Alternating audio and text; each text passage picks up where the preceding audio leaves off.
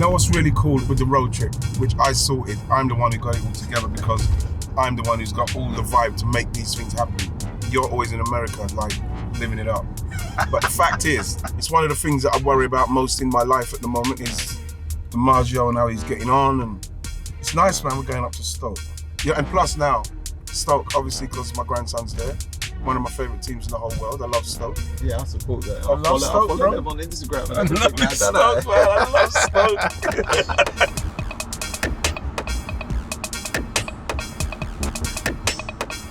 Did you ever think there'll be, 3 generations in some of us has played in the Barclays Premier League, and now there's a possible, another one?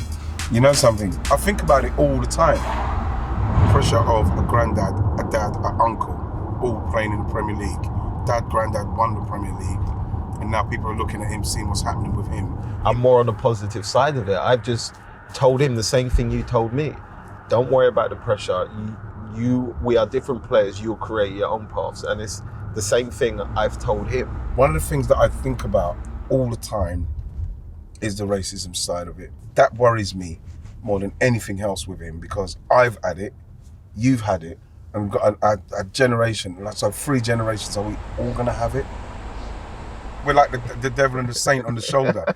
I'm the nervous, like worried guy because of, like, obviously my own journey, and you're the chilled guy because you're the chilled guy. When I signed for Chelsea, and I was just walking there chilled, and you was excited and singing. Can't believe it. You turned around and looked at me and said, "Are you happy?" I thought someone just nicked your wallet. Just signed for Chelsea. It was like ridiculous. Yeah. £21 million when that was a whole heap of money, and you was just like normal. It's like when you got into the England squad, I was more excited than you was. I was crying. Obviously, you saw me in the stand when you scored in that, which was easy one of the greatest moments of my life, because all I could imagine was when you used to play football in the front room when we was really small. And then I remember when the game finished and I came to see you and I was hugging you and doing all the and you was going, "Get off, man, what's wrong with you? Get off."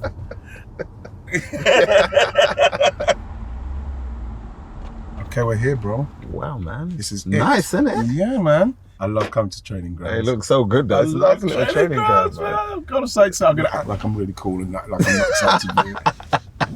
I love training grounds. Let's get out. Go there. Let's go. All right. Look at cool man. You're not the cool one. Say I'm the cool one. No, you're not.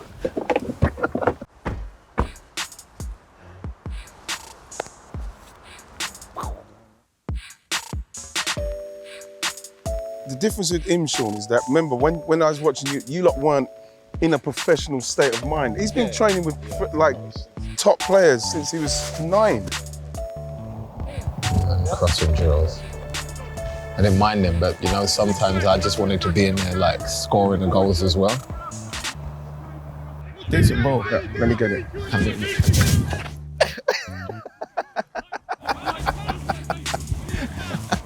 Bang, bang. Ooh. Did that?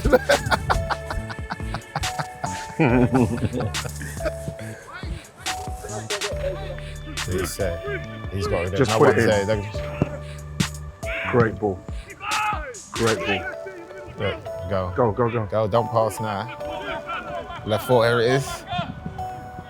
Left foot. There's no power though. Yeah, but he didn't even think anything to shoot with it. Yeah, I do agree, but he was giving it all the time. You would have chipped it there, wouldn't you know what? I'm not even bothered about the chipping or anything. The main thing is that he never even thought about it. Bam, didn't hesitate.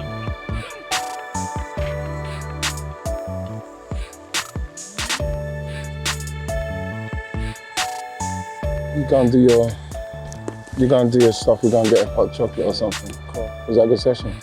You look sharp, bro. Did you like it? I told you my left foot. I knew that was coming. I kept trying to get it through his leg and it wasn't going. Taking long to shoot. Across the face of the goal. I know, that's what I tried, but when you got up, yeah, you got to dig it out, innit? This is hard. You do your stuff, man, and we go to the caf. So we got a quick tea or something. You want hot chocolate or something? I'm having hot chocolate. You want a little baby chino or something? Baby chino. Like baby chino and stuff like that.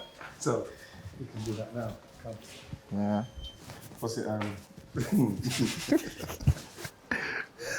Hi guys, what can I get for you today? Can we have hot chocolates, please? Of course. Free hot chocolates. Thank you. What's happening? How's it going, bro? Tough. Is it tough? Yeah. What's tough?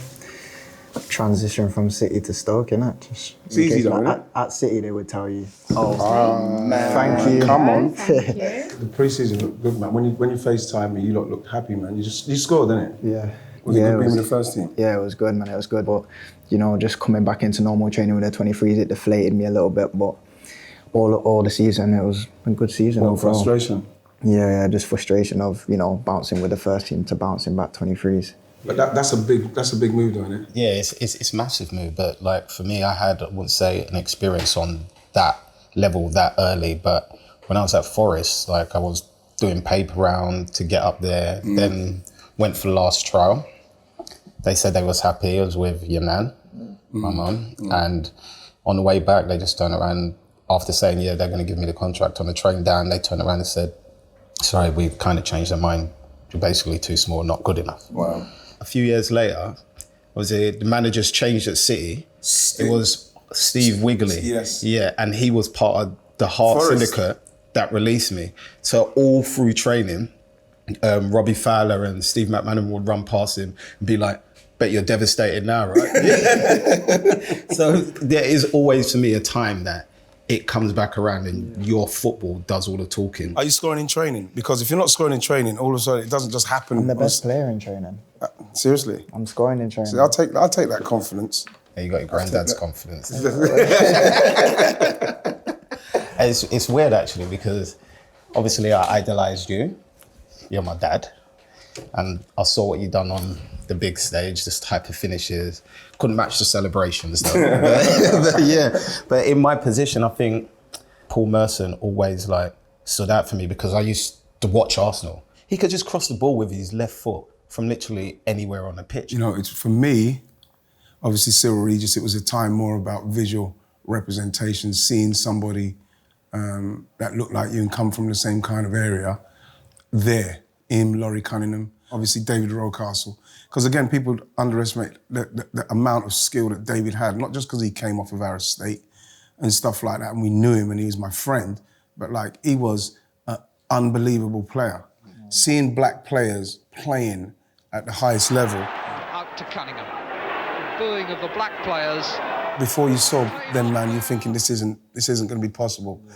Where we was growing up around Brooklyn, like, all the guys who were very good players, they didn't make it because they didn't have no one to look up to, no one to see doing it. Yeah. So by the time Cyril and Laurie and them lot came along, you could actually see someone in the first division playing against the top players. And I remember there was a game in particular at Manchester United where West Brom played Man United and beat them something like 5-3. On for Regis. Oh, what a goal! And Cyril Regis, seeing him score that goal made you think, wow. You know what I mean? I could do that goal. What about goals? What about your goal? What's the favourite goal? I think the one at Highbury, where I think Joey Barton... Can I just say before you go on, it was so amazing being in there. You pick the ball up, and when the shot went in and I jumped up... John Wright-Phillips! It was the kind of feeling... How about that at Highbury? That I can't really explain. It was weird because Wright-Phillips. we've been to Highbury so many times know, and got destroyed. And I always had to look you in the face. Do you know what I mean? So to score a goal, like I remember, touch to the side just at the angle I like and just hit it as perfect as I could, and it just went in. I was like, in my head, I was like, yes, Dad, have that. And then sort of thing. So it had so much like family connections, emotion ties. It just meant the world to score against them. Get you anything else? No, that's fine, thanks. Yeah, cheers. Thank you very much. Cheers. Here you go. Thanks a lot. Remember DiMaggio's goal, that one he scored against Arsenal again? My grandson scored against Arsenal. I kind of almost welled up a bit. And then you know what, kind of like when I saw it, I welled up because I started to feel, oh my gosh, it's happening again. And then he done this celebration. And remember when I phoned you, I said, what are you doing? Just spin round, jump up, somersault. My celebration was a lot better than your previous celebrations. Yeah, but Dimaj, you know, my celebrations didn't have the capability of like breaking my back, you know, and fall on my neck. I remember this one. Yeah, that was the one against City. Do you remember your chip against Leeds? The Leeds, I remember the Leeds one, yeah. That's the thing, catching the goalkeeper off guard. Dave Seaman used to always say, the goalkeeper is looking to see when you look so as he can set himself. But if you don't look, he's waiting for it. So when you do it, it catches him, and that's what happened with that goal. See, and that's the thing I love about Thierry's goal against Man United. The one where he chips it up on a swivel, hits it on the volley. I think for me, in the Premier League, that's possibly one of the best goals to today. Oh, what a goal! Thierry Henry! Absolutely magnificent, world-class strike by Thierry Henry! Were you vexed that he broke your record? See, that's the exuberance. See, look how feisty my grandson is. He definitely was that. But the thing is, you're not vexed. Yeah. You're not vexed, you know what I mean? Because all of a sudden it's going to go, but then you have to look at the caliber of person that's taking it. And remember where I came from to get there. Didn't even expect to play for Arsenal, to then break the record at Arsenal. It was amazing. So when Thierry came along, you know what I mean, and you watched him and you watched the way he started to operate in that league, that record was under threat. Yeah. If you're going to come in second, then he's not bad. You know, he'd probably go down as one of the greatest players in the Premier League. So I could take that, D. You know, sometimes you just have to say, you know what, I'll hold that one. Yeah. You know something? I got to mention Shearer, man, because he's my guy and he's a top man. He's a top goal scorer. But he played against Villa at St James's Park, and the ball came from way over that side, and he was kind of like on the edge of the 6-yard box over here, and Schmeichel was in goal for Villa, and he side-footed it on the volley back over into the top corner. I can't remember that. It's see the thing with Shearer, hard technique. Unbelievable technique. The thing with Shearer, people think that he's just a hot shot aim, it's just blasting everything. When he scored that, I remember when he scored that one, I remember saying to him, Al, that's my favourite goal I've ever seen you score. Who's the players that you say, yeah, that's the guy in my position, that's the guy I want to look like? Probably people like Hazard, Sterling. Mm. Sterling scores goals. Yeah, he scores goals, the ones that matter as well, to be honest. But he's done phenomenal for the past 3-4 years in his position, and that's what I can kind of relate to him. On and off the pitch, he's such a nice guy and genuine, and he's always working hard, and that's what kind of drove me that way. Did you train with him? Yeah, I trained with him a couple of times, and I learnt a few things off him and stuff like that. That's why my left foot's better.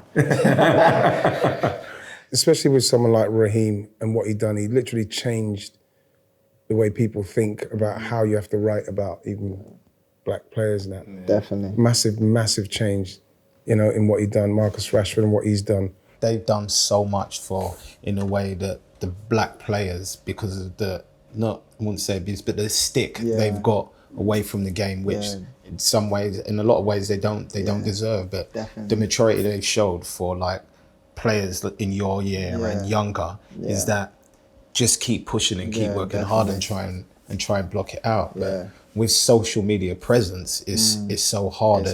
And as your granddad would tell you, it's one of the things we're obviously going to be worried about for you growing up. What the guys like in the dressing room now? They're more aware of it, should I say. The white players? Yeah, they're more aware of it. Like, they still know it's going on, but if it did happen in a game, they'll come support us. Or if I wanted to walk off the pitch, they would follow me. Or obviously, if I wanted to carry on, they would support me during the game, just depending on how the person is feeling. And that was the thing back in that day. Could you imagine us two, for England or club, if we felt like that racial abuse made us feel like we should walk off the pitch? Wow. The backlash we would have got for walking off the pitch. You're almost brainwashed as a black player when people say, oh, don't walk off the pitch because then you make them, then they've won. Yeah. But like, to a certain extent, they're right. But what should have been happening is that everybody should be walking off in unison. Yeah. So Sean, have you ever thought how you'd feel if it happens to DiMaggio? Because like I say, in 2004, you know, sitting at home watching the game, hearing that you and Ashley, especially obviously you getting racial abuse, it makes you very sad. Have you ever thought what it'd be like if that happened to DiMaggio? I don't want him to go through what you went through or I went through. I know there's platforms that make it possible that it will happen to him, but I'm hoping by the time he comes through, that side of things has changed? I saw two things really that stand out. Stevie Gerrard's, the way he protected his player when he was racially abused was amazing. People like him, Ben Mee. Ben Mee, he saw what was going on and he said, I want to do an interview after this game. And to his press officer, he came out and said he wanted to do it and he spoke. He spoke amazingly. And it was one of those things, again, that because it's so few and far between, it makes you well up because then you can see allies, Kevin De Bruyne, James Ward-Prowse, Jordan Henderson. The progress is being made because we're starting to hear from prominent people. And from my time to this time, you can feel the joy. There's joy. There's joy coming. I can feel it. You know what I mean? How old do you feel right now when we're speaking to your grandson about possibly playing in the Premier League? Old. You know something? What are you saying old for? To be honest, you don't feel old and stuff. You just feel, it feels amazing, bro, because like... It's a legacy, isn't it, really? Bro, that's the thing, that's what I'm saying. Man's got to stop doing this stupid celebration because if he does this celebration and twists his ankle when he lands, you know what I mean? What's the wasted? You're his granddad, tell him. How many more times I phoned him up? Phoned him up. I said, you're going to stop that? He said, yeah, I want people to see me, on a stretcher.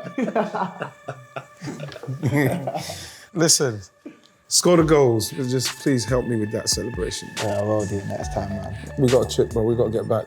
I love Stoke, but it's time to chip, man. Well, Granddad, Dad, thanks for coming to see me. It's a pleasure, man. Just give us the call. We're up here. Yeah, of course. Straight away. We're ready to rock and roll. Mm-hmm. You get the bill because... Oh, Bill. Yeah, well, it's between you two. Yeah.